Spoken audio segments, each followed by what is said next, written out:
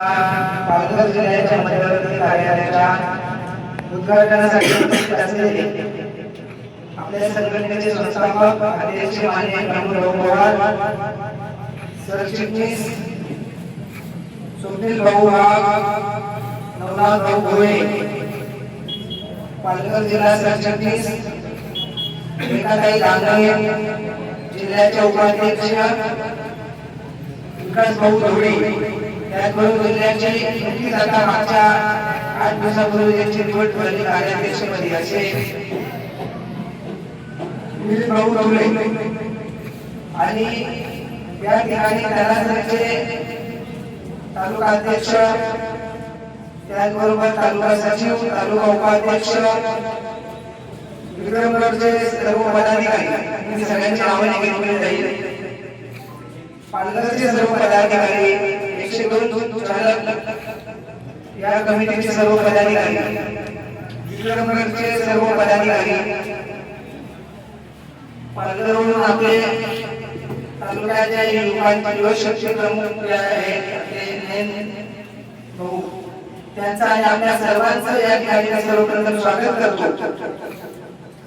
आणि हे मध्यवर्ती कार्यालय या ठिकाणी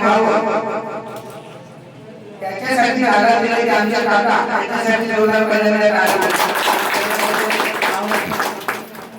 आणि ते मिळून देण्यासाठी त्यांनी सर्वांनी सहकार्य केलं आणि हे कार्यालय या ठिकाणी सुरू व्हावं म्हणून या ठिकाणचे पालघरचे तालुक्याचे तालुका अध्यक्ष मनोज भाऊ पालवी, कार्याध्यक्ष प्रसाद भाऊ, त्याचबरोबर युवकांचे प्रमुख मनोज पालवी, धर्मवीर सचिव प्रकाश भाऊ आणि सर्व मान्यवर कोणाचे नाव राहिले यांचं मी जोरदार अभिनंदन करतो. कारण या कार्यासाठी गेल्या 1 महिनाभरामध्ये खूप मेहनत घेतली. या ठिकाणी आपण कार्यालय सुरू करतो, कुठली गोष्ट सुरू करायला आपल्याला काही लागत नाही, जास्त लागत नाही, परंतु ती टिकवायला फार वेळ लागतो. म्हणजे आपण इथे कार्यालय सुरू केले, लोकांना आता माहीत होणार की मूलभूत संघटनेचे कार्यालय ठिकाणी झालेले आहे, त्यामुळे लोक मोठ्या आशेने आपल्या कार्यालयामध्ये येणार. मला कल्पना आहे की आपल्याला काही अडचणी येतील, कार्यालय चालवताना आपल्याला वेगवेगळ्या काही स्टेशनरी लागते, कॅम्प्युटर लागतं, काही आपल्याला सुविधा लागतात, कपाट लागतं, परंतु आपण जर काम केलं, जर काम केलं तर आपण नक्कीच यशस्वी होतो. आपल्याला लोक मोठ्या प्रमाणात देऊ शकतात. फक्त आपण किती प्रामाणिकपणे काम करतो. आपण जर स्वच्छ प्रमाणात काम केलं, आपले हात कुठे बरोबर मला खात्री संघटनेच्या कार्यकर्त्यांचे कुणाच्या बरोबर राहणार नाही. तुम्ही सर्वजण खूप चांगले कार्यकर्ते आहात, म्हणून आपण चांगल्या प्रकारे काम करा. इथे येणाऱ्या प्रत्येकाच्या इथून डोळ्यात अश्रू धुवून पुन्हा परत जाता कामा नये. तर त्याच्या डोळ्यात आपण पुसण्याचं काम करायचं, म्हणजे त्याला समाधानी करण्याचं काम आपण करायचं. म्हणजे इथून या कार्यालयातून ज्यावेळेस तो व्यक्ती जाईल त्यावेळेस तो हसत गेला पाहिजे, असं काम आपलं असतं. कारण आपण आता जे आमचे आदिवासी राजकीय जे आहे, बिरसा मुंडा हुतात्मा नारायण आज जागतिक आदिवासी या देशामधला मूळ रहिवासी, या पृथ्वीवरचा मूळ रहिवासी हा आदिवासी. परंतु आज जर आपण बघितलं तर आदिवासींना मूलभूत सुविधांपासून वंचित ठेवलं. क्रांतिकारांना आपण अभिवादन करतो, जय जयकार करतो. आदिवासी दिन 1 दिवसाचा साजरा करण्यात आला, तर आदिवासीचा रोजचा दिवस आला पाहिजे. कारण केवळ आदिवासींचा दिन साजरा करून होणार नाही, तर आदिवासींना त्याचे मूलभूत हक्क मिळाले पाहिजे, त्यांना न्याय मिळाला पाहिजे, ते स्वतःच्या पायावर उभे राहिले पाहिजे, असं काम आपल्याला करायचं. की आपली भूमिपुत्र संघटना अविरत चालू राहिली पाहिजे असं आपल्याला काम नाही करायचं. मग तुम्ही सांगता असं का? ज्या दिवशी आदिवासी गरिबांना त्यांच्या हक्क मिळतील, त्यांना 3 वर्ष पुढे चालणे मिळेल, प्रत्येक आदिवासीच्या डोळीवर 2 वर्ष छप्पर असेल, त्याच्या अंगावर 2 वर्ष बसणार असतील, आमच्या आदिवासी मुलांची मुलं चांगल्या प्रकारे शिक्षण घेतली, त्यांना मिळतील, त्यावेळेस आमची संघटना बंद करायची वेळ आली तरी चालेल. बरोबर ना?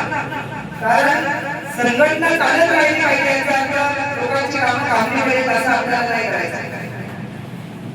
आपल्याला असं काम करायचं आहे की लोकांची कामं लवकर झाली पाहिजेत आणि आपली संघटना लवकर बंद झाली पाहिजे. आपण उलट बोलतो, इतर संघटना बोलतात की आमच्या आयुष्यभर संघटना चालू राहिली पाहिजे. मी बोलतो ते पटतं का तुम्हाला? अरे पटतं का? आमचे मनोज भाऊ आहे, गावीचा मनोज भाऊ, गणेश भाऊ गावी, हे तुला खूप चांगल्या अभ्यासाचं काम आम्हाला माहिती आहे. आदिवासी विशेषतः कातकर समाजाच्या साठी त्यांनी खूप चांगल्या प्रकारे काम केले आहे, ते करतायत. आपण आपली जात, धर्म, पक्ष, संघटना बाजूला ठेवून काम केलं पाहिजे. म्हणून आपल्या संघटनेला नाव दिलं भूमिपुत्र एकता संघटना. जो या मातीमध्ये जन्माला आला, तो कुठल्या जाती धर्माचा असेल, तो कातकरी, वारकरी, काकुळे, कोळी, आर्य, मुंगे, दलित, हिंदू, मुसलमान, ख्रिश्चन हे आपल्याला बघायचं आहे. तर या मातीमध्ये जन्माला आला,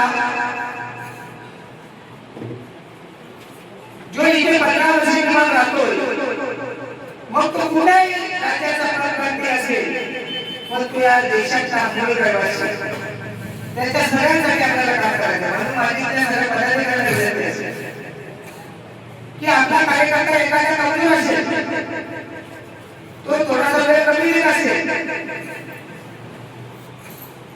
एकही कार्यकर्ता आपल्याला बघायचा आहे. बऱ्याच वेळा काय होतं, आपण कार्यक्रम करतो आणि चुकून आपल्याकडे नजर चुकली नाही, कधी आपण त्यांना जपतो आणि नजर चुकून आपल्याकडे बोलू लागतो, पण त्याचे परिणाम असे होतात की ते नाराज होतात. म्हणून आपली प्रमुख म्हणून नैतिक जबाबदारी सगळ्या पदाधिकाऱ्यांची सगळ्या की फोटो महत्वाचा नाही, त्याच्या भावना महत्वाच्या, त्याच्या पदाला जे आपल्याला सन्मान दिला पाहिजे ते महत्वाचे. का होतं की एकटा एकटे असेल आणि मी म्हणून भाऊना समजेल की शून्य त्याला काही येत नाही, पण माझ्या मागे म्हणून भाऊ उभे राहतात एकाच्या बाजूला, तेव्हा किती होते माझी संख्या? किती बोला? अरे किती होते? मी एक आहे आणि एक म्हणून भाऊ आहे, तर त्याला शून्य समजतो, त्याला काहीच येत नाही समजतो, ते काही कामात नाही असं मला वाटतं. मी त्याला किंमत देत नाही, पण तो शून्य ज्यावेळेस माझ्या बाजूला उभा राहतो माझी किंमत किती होती? किती? हा, म्हणजे माझी किंमत एक आहे, त्या शून्याने माझी किंमत 9 पटीने वाढवली. तुमच्या लक्षात आलं मला काय बोलायचंय? म्हणून शून्याला पण आपण सोबत घ्यायचंय आणि शून्याची किंमत किती वाढते? एक आहे ना, एक आहे. मी एक बाजूला झालो, एका शून्य लावून झाले. म्हणून आपल्याला शून्याची पण गरज आहे, एकाची पण गरज आहे, सगळ्यांची गरज आहे. म्हणून आम्ही सगळ्यांना आपल्या कार्यालयात या ठिकाणी तुमचे वाय ठरवा आणि वाय ठरवताना माझ्याला प्रमुख गावून जमत नाही. समजा माझ्याला प्रमुख गावून जमत नाही तर आमच्याच वेळेला मग प्रमुख गावच्या मनात राग असेल, पण माझी जबाबदारी कसं करणं, आम्हाला प्रत्येक माणसाला जोडून ठेवणं. माळेमध्ये एक मणी जरी कमी झाला, माळेमधला एक मणी जरी कमी झाला तर काय होईल? पूर्ण माळ होईल का? हाराचा दुकान आपण म्हणतो, मी आता माझेच मी शिक्षण काय व्यवसाय करतो, व्यवसाय काही लोकांना माहित नाही, मला कुठलाही व्यवसाय करायचा, हार करतो मी, कुठली फुलं कुठे टाकायची, कोणत्या रंगाचा फुल कुठे टाकायचा हे मला कळलं पाहिजे. मी जर ते टाकलं नाही व्यवस्थित तर माझे हात सांगतील का? म्हणून आमच्या सगळ्या पदाधिकाऱ्यांची जबाबदारी, कोणत्या कार्यकर्त्याला काही जबाबदारी द्यायची, कोण काय करू शकतो, बरोबर. हेही या कार्यालयामध्ये आपण प्रत्येकाला जबाबदारी द्यायचे आणि आपल्या कार्यालय चांगल्या प्रकारे चाललं पाहिजे. लोक इथं आल्यानंतर त्याचा समाधान झालं पाहिजे. कार्यकर्त्यांना जेवायला वेळ मिळाली पाहिजे असं आपण काम केलं पाहिजे. याचा अर्थ तुम्ही सगळ्यांना मोबाईल आहे जेवायला वेळ नाही मिळाली पाहिजे याचा अर्थ आपल्या कार्यालय भरभराटीनं चाललं पाहिजे. पण ते खूप काळ चाललं पाहिजे असं नाही तर लोकांची खूप काळ चाललं पाहिजे. पण लोकांची कामं झाल्यानंतर ते भरभराटीची वेळ आली तरी चालेल. पण लोक नाराज होऊन आपल्या कार्यालयात दुसऱ्याच्या कार्यालयामध्ये राहायला लागली की आमचं समजायचं की आपल्या दुकान बंद झालं. बऱ्याच वेळा कार्यकर्ते तक्रार करत होतात अनेक संघटनांमध्ये, भाऊ हे माझं ऐकत नाही, ते माझ्याकडे येत नाही. मी नेहमी माझ्या म्हणतो की आमच्या दुकानामध्ये साखर संपली की ग्राहक दुसऱ्याच्या दुकानात जाणार, बरोबर का. काही लोक बोलतात अरे आमची लोक तिकडे चालली. म्हणून दुकानदाराची जबाबदारी की आपल्या दुकानामध्ये साखरची वस्तू लोकांना पाहिजे ती ठेवली पाहिजे. ती जर आपण ठेवली म्हणजे लोकांना न्याय वस्तू दिला, लोकांना अन्याय केला नाही, जातीभेद केला नाही, धर्मभेद केला नाही तर सगळे लोक आपल्याकडे येतात, बरोबर. आणि आपल्या दुकान चालतात. पण आपले दुकान नाही, आपण स्टॅम्प घेतला नाही, कागद लिहून दिला तर लगेच काम होईल. एखादा आला व्हिडिओला फोन केला काम झालं असं होत नाही. सतत आपल्याला पाठपुरावा करावा लागतो. स्टॅम्प घ्यायचं काम काय असतं म्हणतो. एखादा माणूस आपल्याकडे आला त्याच्याकडे अर्ज लिहून दिला त्याच्याकडून 50 रुपये घेतले तो निघून जातो, बरोबर का. तो माणूस निघून जातो नंतर तो स्टॅम्प विचारतो त्याला विचारतो तुझं काम झालं का नाही झालं. आपल्या कार्यकर्ते आपण स्टॅम्प नाही आपण कार्यकर्ते आपलं काम आहे की त्याचं काम त्याला पाठवल्यानंतर त्याचं काम झालं नाही, व्हिडिओकडे पाठवलं, पोलिसांकडे पाठवलं, तहसीलदारांकडे पाठवलं तर त्या माणसाचं काम झालं की नाही त्याला आपण पुन्हा फोन करून विचारलं पाहिजे. आपण त्याच्या नेहमी संपर्क राहिलो पाहिजे. जर एकदा संपर्क तुटला तर पुन्हा तो माणूस बदलेल. आपल्याकडे राहून आपलं काम आहे त्याला विचारणं, बरोबर. आपण तेच करत नाही. आपण काम आला आपण लिहून दिलं त्याचं आपण नाव घेतलं त्याचा मोबाईल नंबर घेतला आणि संपर्क नाही का नाही.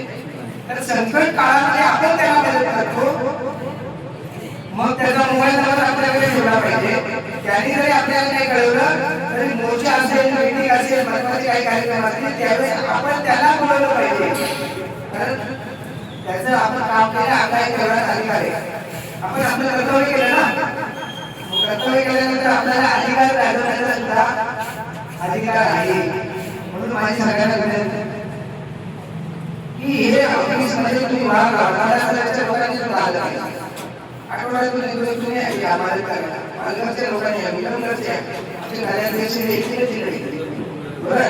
जिल्हा संपर्क कार्यालय म्हणून जास्तीत जास्त या दुसरं इतर कुठल्याही संघटनेचा माणूस आपल्याकडे आला तर त्याला सांगू नका तुम्ही त्या संघटनेचे तुझं काम करत. त्याला सांगू नका तू दुसऱ्या पक्षाला म्हणून काम करत नाही. कारण तो आधी 4 घरे फिरलेला असतो. त्याच्या संघटनेमध्ये, त्याच्या पक्षामध्ये, त्याच्या संस्थेमध्ये तो जाऊन आलेला असतो. त्याच्या तिकडे काम होत नाही म्हणून तो आपल्याकडे असतो. आणि आपण जर त्याला त्या संघटनेत आहे आमच्याकडे आला तुझं काम होणार नाही तर असं करू नका. त्याचं काम करा. आणि पोलीस केसेस मध्ये वेळ घालवण्यापेक्षा, मारामारी बायकोची भांडणांमध्ये वेळ घालवण्यापेक्षा आमचं सामाजिक काम करण्यामध्ये लोकांना जास्तीत जास्त विकासात्मक योजना कशा करतील. प्रमुख भाऊ आम्ही सगळ्यांनी ठरवलंय की विशेषतः कातकरी बांधव हा सगळ्या शेवटच्या राज्यामध्ये त्याला पुढे आणण्यासाठी आपल्याला कसं काम करता येईल.